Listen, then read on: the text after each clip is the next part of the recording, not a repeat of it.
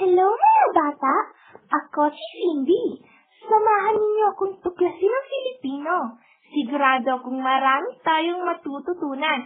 Tara!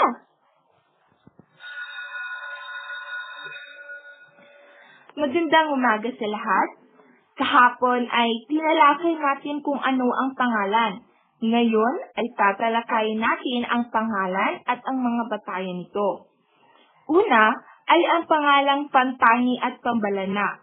Ang pangalang Pantangi ay nagsasaad ng partikular na ngalan, samantalang ang pangalang Pambalana ay nagsasaad ng pangkalahatang ngalan. Ang ikalawang batayan ay ang pangalang Tahas at Basal.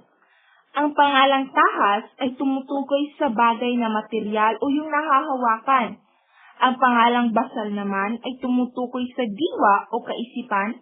Ito ay hindi nakikita ngunit nararamdaman. Ang pangalan ay nasa ating paligid kaya mas mabuti na malaman natin kung saan ito naaayon upang lubos na maunawaan. At para sa inyong takdang aralin, sa isang buong papel ay sumulat kayo ng mga pangalang naaayon sa batayan nito. Kinalaunan ay umuwi na si Cindy. Pagdating niya ay nakita niya ang kanyang ate na nagluluto. Ate! Ay, bunso, dumating ka na. Pakibili nga ng 2 itlog kina Aling Chichay. Sige ate! Nakabili na ng itlog si Cindy. Pauwi na sana siya nang makita niya ang mga batang naglalaro sa kalsada. Mga bata, huwag kayong maglaro dyan. Delikado. Pasensya,